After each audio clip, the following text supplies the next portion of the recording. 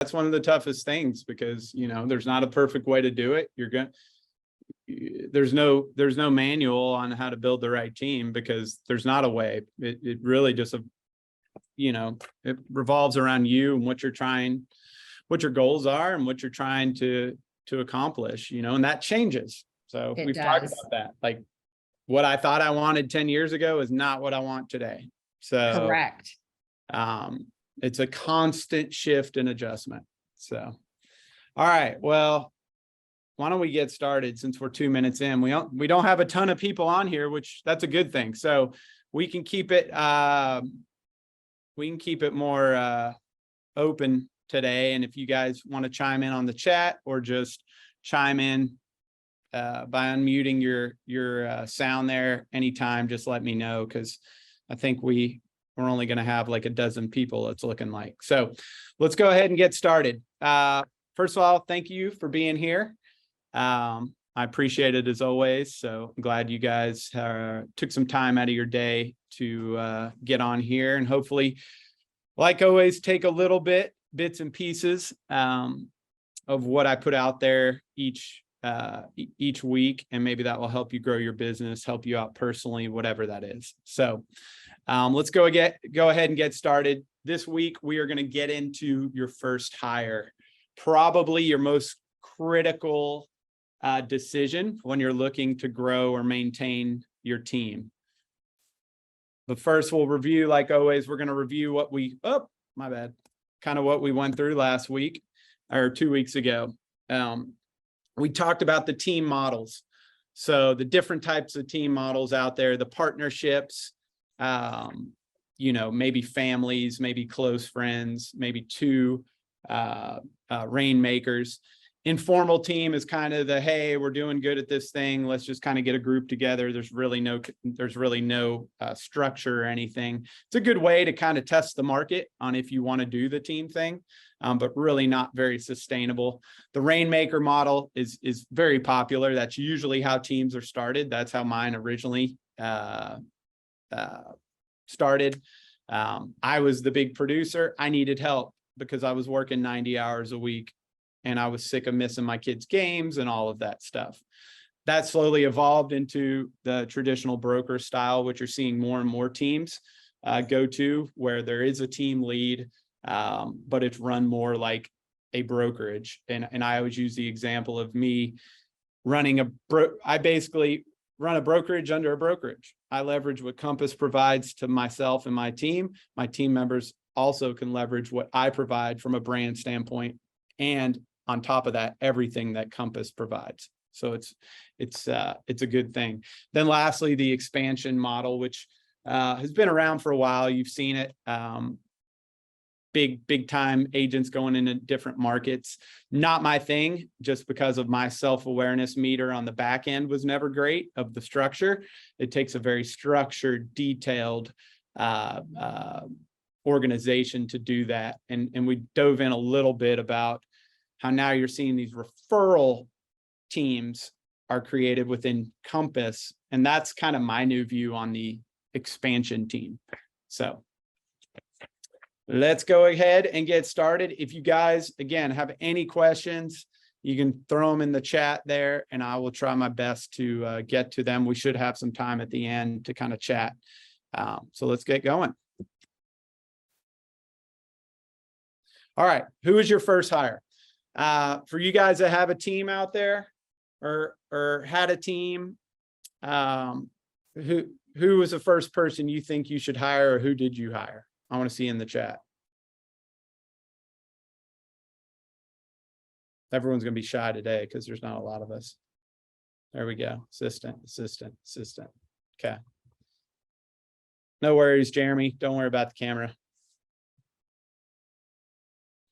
There you go, Jessica. All right. So you guys all nailed it for the most part.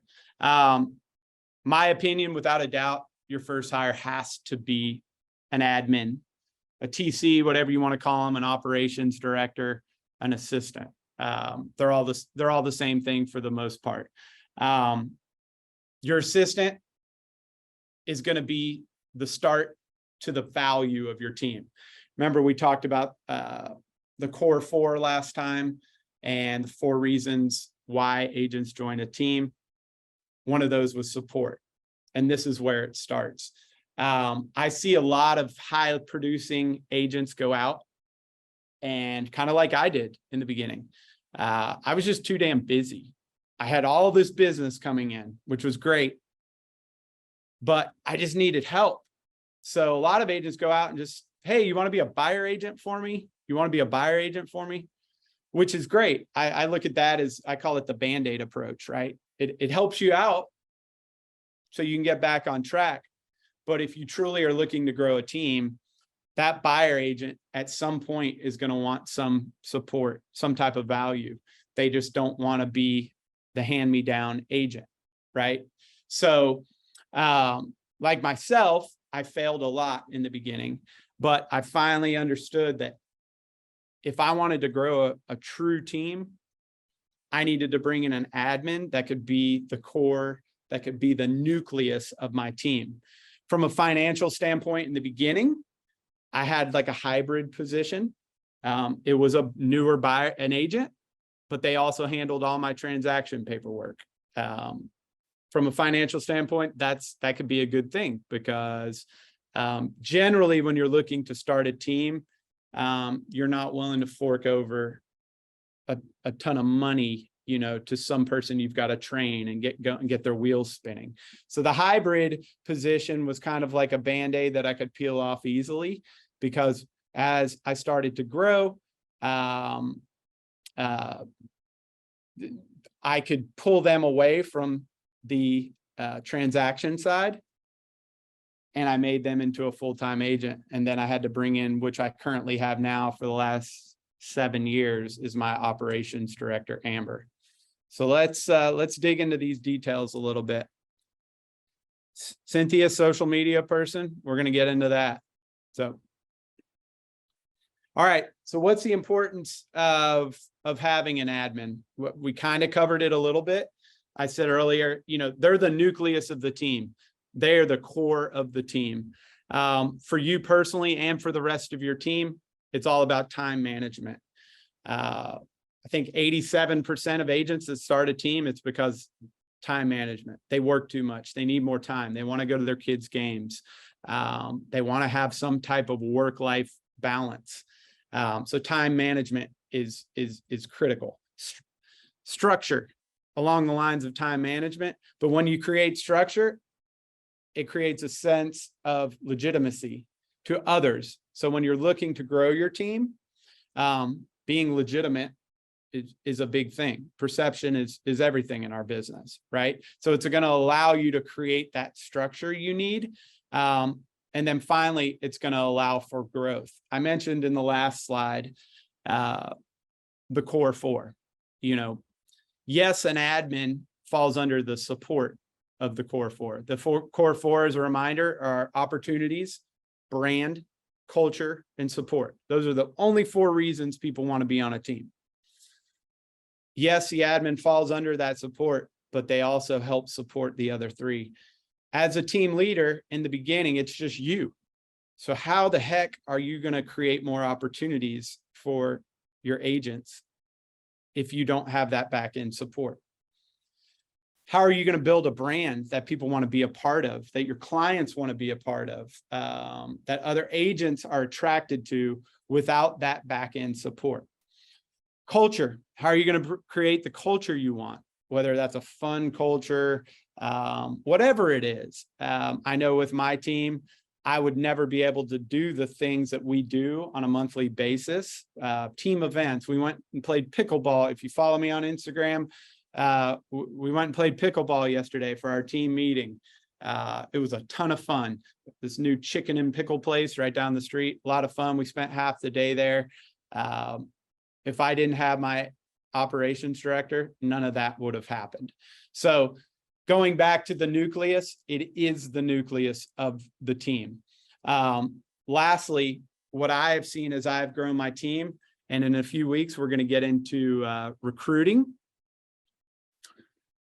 If you're looking for that mid-level agent, and that's the perfect type of agent to bring on your team, not someone brand new, but that depending on where your area is, that might be a $3 million producer, it might be a $10 million producer, whatever that is. The main reason they want to be on a team is they need that support, because they are just a miniature you 6-7 years behind. So during COVID, they killed it. They thought they were the best agent in the world. They didn't close 30 deals, but they missed their kid's baseball game every weekend, and they were working 80 hours a week. So then their husband or their wife is getting upset at them, and they're never around, and they're getting frustrated, and the money's great. But at some point they realize, okay, I've got this selling thing down. Like I've got it down, but I need some help on the back end, because I'm spending half or 3/4 of my time creating amendments and making sure earnest money is collected and making sure the sign is installed. So they are also looking for that support. So I would say the number one way to increase your chance of bringing on quality agents is having that back end support, and that starts with the admin.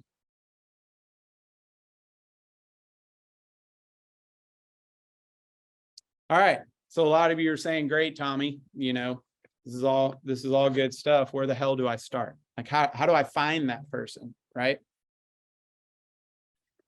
Okay. So you must identify what tasks you need to handle and to help you grow and provide value. So you're going to get sick of this word, but I say it every time we meet. It goes back to self-awareness. What are your strengths and weaknesses? And I can only use myself as an example, but I think you can take my example and translate that to yourself. So what I understood was, okay, I'm a people person. Get me in front of someone, I'm going to sell them. Get me that. If I get that listing appointment, I am 1000% confident I'm going to get it every single time. I would go get that listing appointment. Then they'd need listing paperwork. Then it'd need to be turned in. Then the sign would need to be ordered. Oh shit, I forgot the lockbox. Oh, I hated that stuff. I was all about getting business. So I knew I needed someone that was really good at that stuff and basically wanted to do that stuff. They didn't want to be out in front of the public. They didn't want to be selling. And that's where I found my person. So a good way to kind of start that process, and this sounds cheesy, but simply write down, like think about what you've done this week.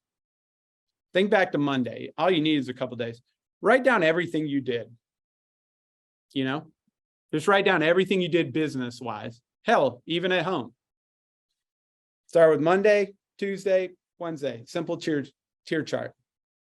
And then go through and look at everything that is not making you money, or things that bog you down on the business side, or things that you would love to let off your plate, but you just are too damn controlling to do so. Right? Because we were all that way. You eliminate those things you want off your plate. And then lastly, you hire to those weaknesses. So pull those to the side, and that's the person you need to, the person you're looking for. Jeremy, controlling? No way.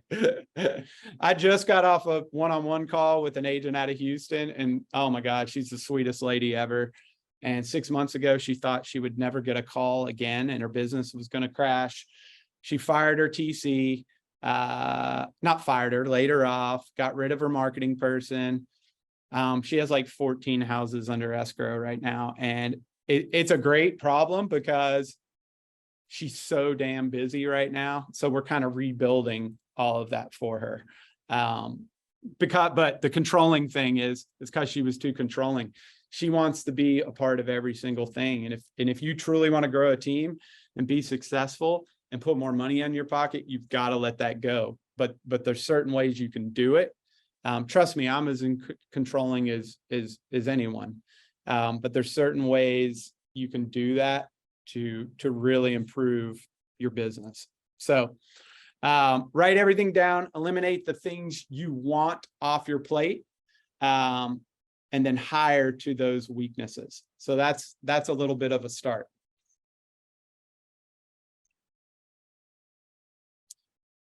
So identifying the right fit. Okay. So when you're talking to people, you want to look at what their 5-year plan is. You know, we're going to get, if we got time, or we'll talk about the virtual assistant, which I think is a great thing that Compass provides. You can outsource it. For me, for my business, for my clientele, it's a Band-Aid. I need someone in-house that knows my clients, knows how many kids they have, knows where they live, ability to talk on the phone with them. That's just for me. I know a lot of successful agents that go the virtual assistant route, but if you're really wanting to build a decent sized team, I think having someone in-house is super, super, super important at some point.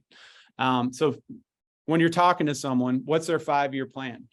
If they're saying, yeah, I'll help out with you, I'll do your paperwork, but like next year, I want to be on $1 million listing. No, that's a Band-Aid approach, right? You want to find someone that is committed to handling your operations. Now you're going to have to pay them, and we'll get into that. Find out what their motivation is. You know, why do they want to be a part of your team? You know, is it strictly money? Do they want to be licensed, but maybe not sell, but learn the business and maybe take a leadership role, a higher leadership role down the road? And then you've got to set that expectation up front. Back to the previous slide. What are those things that you want them to take care of? Now, here's the trick. Laura and I were talking right when we first started. Our business changes, our goals, our passions, what we want, what we don't want. That all changes as you grow, as you make more money, as you make less money, as the market goes up, as the market goes down. So your admin is going to need to be able to adjust as well. But setting those expectations up front of those things that you're wanting them to accomplish and help you with is critical.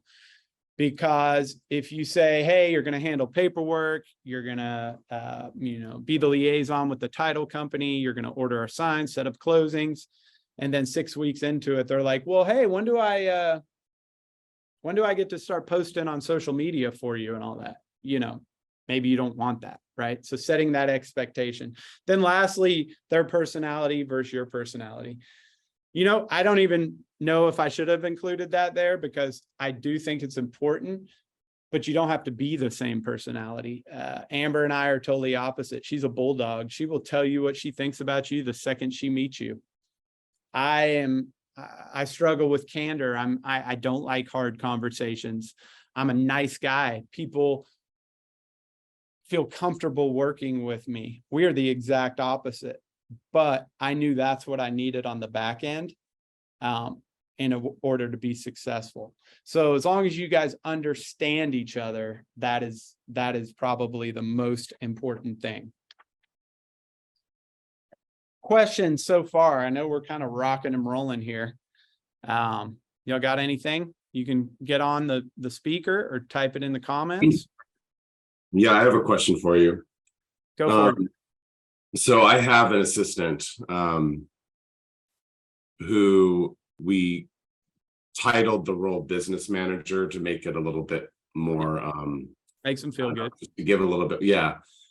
And I'm paying her, a real wage as an employee through my S Corp. And we're about a year in or so, and I think we're finally getting our stride. She's getting her license eventually. Okay. But she's also a family member. So there's some ideally she's going to be, I think, a great agent on the team, but I don't think ultimately, I think she's going to be a better fit as an agent than she is as, my business manager / admin. And I'm kind of grappling with the idea of, once she becomes an agent and we wean her off of that other role, do I even want somebody in that position again? Because I don't know, because I think I just haven't done a very good job of releasing responsibility and all those things. So I don't know. Have you ever talked to somebody in that position and what came of it? Yeah. So, I mean, it really depends on what your ultimate goal is. I mean, if you're looking to bring on 7 agents, you need someone in that role. If it's just going to be you two, you don't need anyone in that role. Yeah. Yeah. So it's really up to what direction and what path you want to go with your business. You know, and it goes back to what you're enjoying about the business and what you don't like. If you don't mind handling the paperwork and doing all that, then you might not need it. Yeah. If you want to bring on 3 $10 million producers, what's their value to come on your team and Exactly. for you to take 10, 15, 20% from them? You know, Yeah. for my team, I can say, look, the minute you come on this team, you're never going to write another amendment. You're not going to negotiate your repairs. You're not going to deliver a sign. You're not going to put on a lockbox. To some people, they're like, oh, who cares? But that's usually 60% of your day. Sure. For most agents, when they need to be on the phone or emailing or filming a TikTok or going on Instagram and marketing, creating income producing type processes for them. So.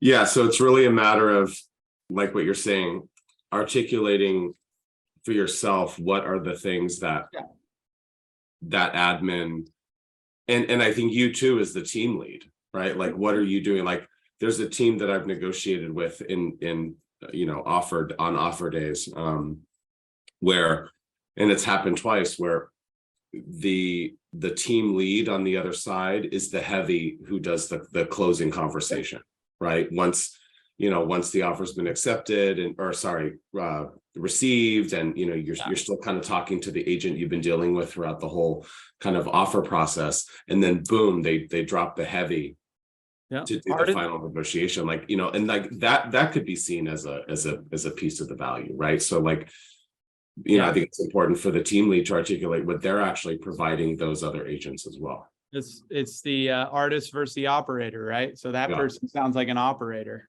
right?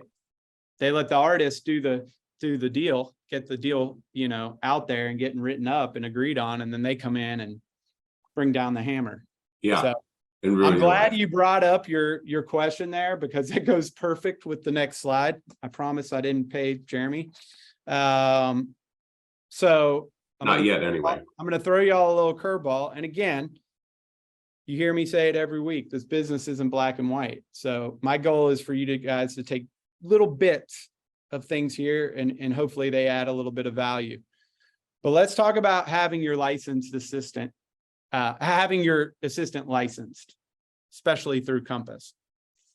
I have a rule on my team, and this is a little unordinary, but if you're on my team, whether you're a marketing coordinator, whether you're a director of operations, whether you're hanging lock boxes, you are licensed with Compass.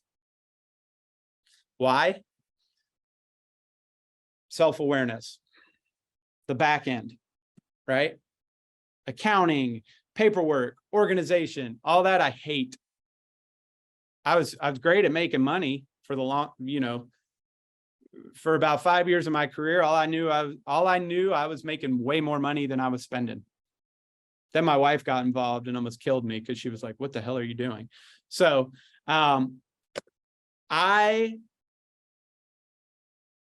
so Amber is licensed with Compass. You got into the pay a little bit in the family, Jeremy.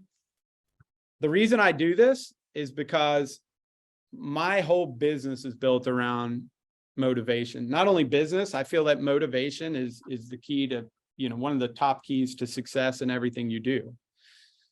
Even the best people become unmotivated, right? Look at Tiger Woods back in the day when he had the whole mistress and drug thing. Like, he became unmotivated. That's the greatest golfer in the history of the sport.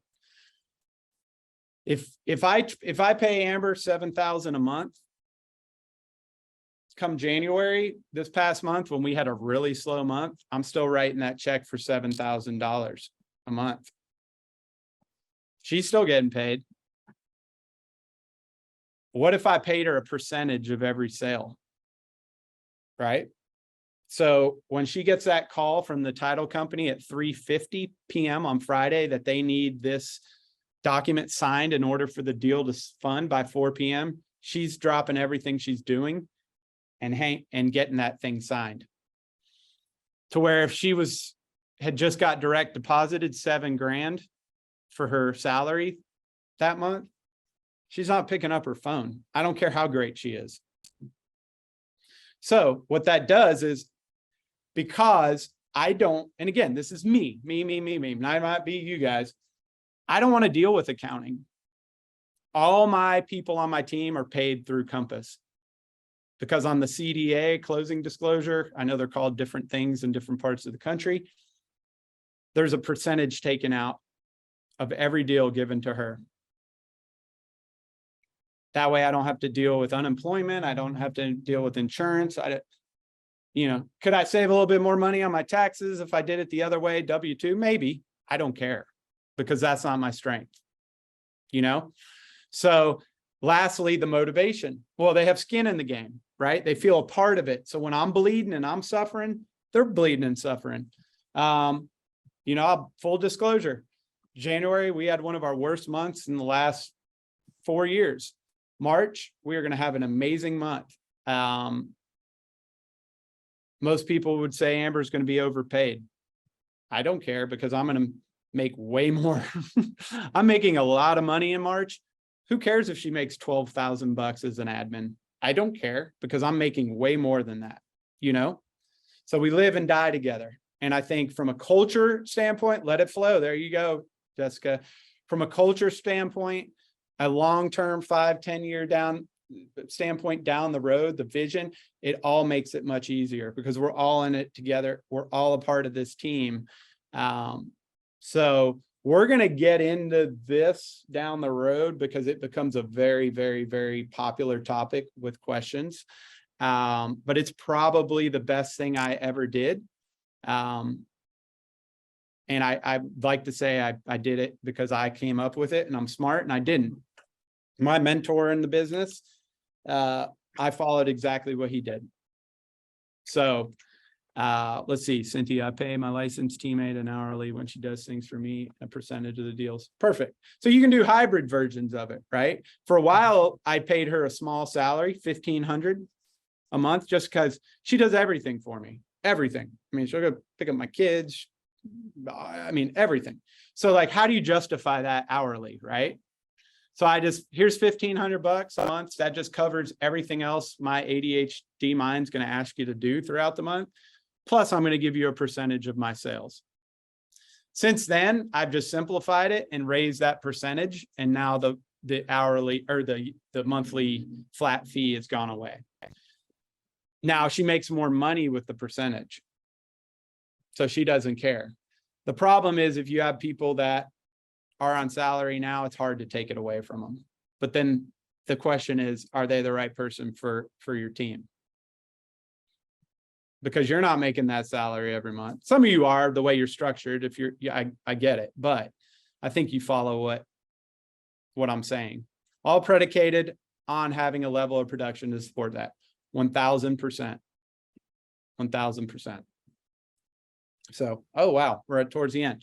So just next 2 weeks from, bring back 2001, hell yeah. 2 weeks from now, we will be diving into defining your systems. So how do you want your team to operate? Who does what? We're mostly going to be on the admin role.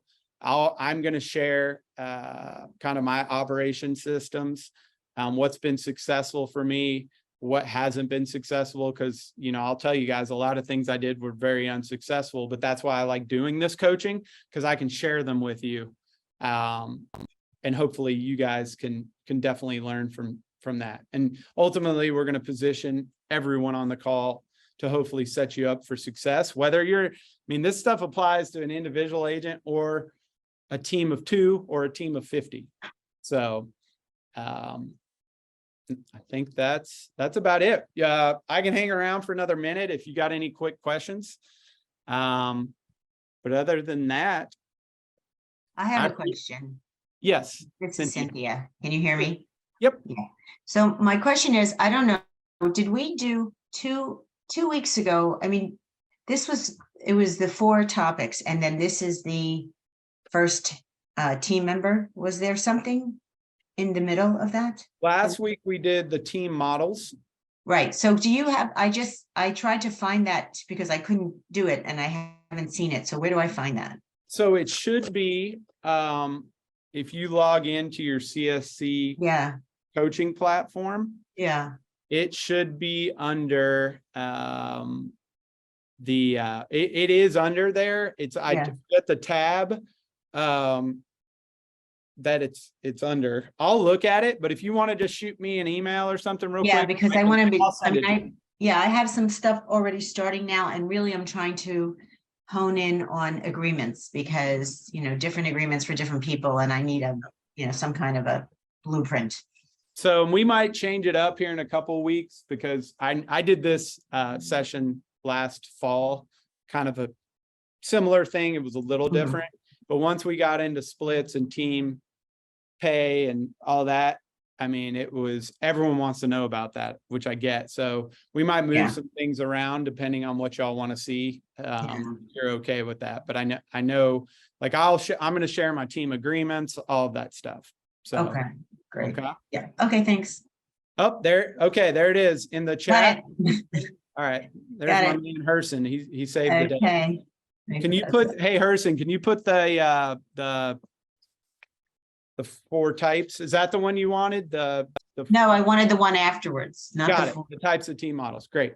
All right, guys. Oh, Well, the hey, types, not the 4. Yeah, types. Yeah. I appreciate you guys. If you ever need anything, you can holler at me. Have a great rest of your week. Okay. We'll see you in a couple You weeks. too. Thank you. All right. Thanks, Tommy. Bye. Bye.